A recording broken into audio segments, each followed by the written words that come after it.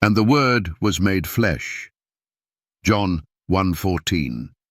Here's the question every skeptic, every imam, every priest, and every pastor who denies the deity of Christ must answer.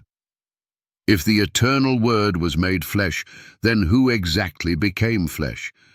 And how do you reduce that divine Word to just a prophet?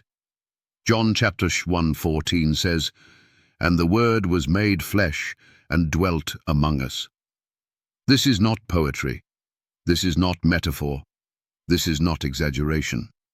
This is divine incarnation. God entering into human history. The Word, who was with God and who was God in John chapter 1:1, became one of us. Let that confront you.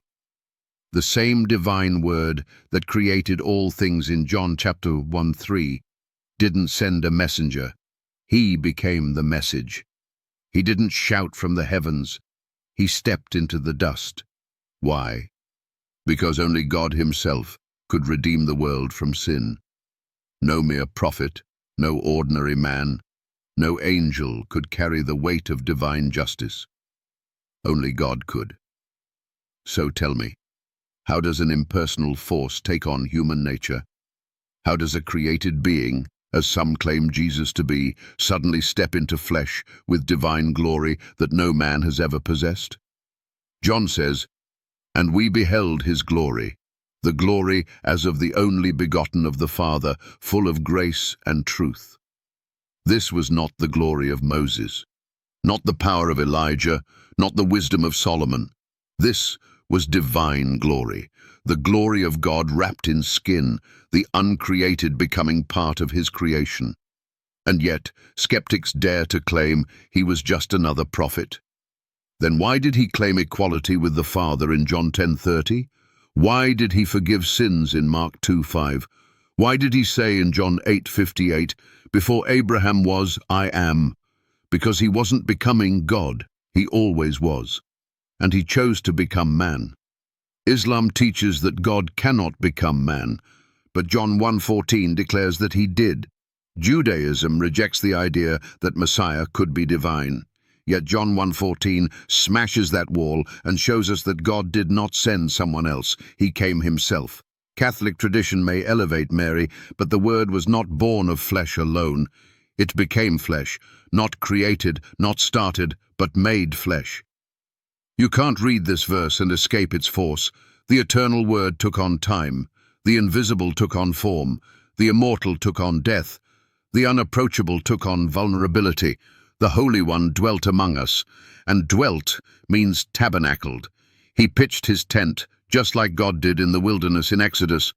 Jesus is the new tabernacle, the new meeting place between God and man, no longer in a temple built by hands, but in the flesh of the Son of God. Still not convinced? Then why did Thomas cry out in John 20:28, "My Lord and my God," when he saw the risen Jesus?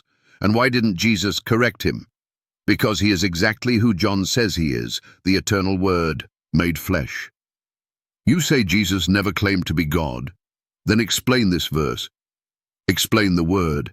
Explain why the Creator became creature, why the untouchable became touchable, why the divine put on a robe of flesh and walked among sinners, unless that Word was God. John 1:14 is the end of every argument. It leaves no room for halfway beliefs, diluted doctrines, or man-made traditions. Either Jesus is who he says he is, the Word made flesh, the visible image of the invisible God, or we are still in darkness. And if he is that Word, you owe him your worship, not your religion, your surrender, not your speculation. You owe him your heart, not your hollow excuses. So here's the challenge. Prove he's not the Word made flesh. Prove the apostle lied. Prove the glory was fabricated. Prove the Creator didn't enter creation. But if you can't, then bow your knee. Because the Word became flesh, and his name is Jesus, full of grace, full of truth, and worthy of everything.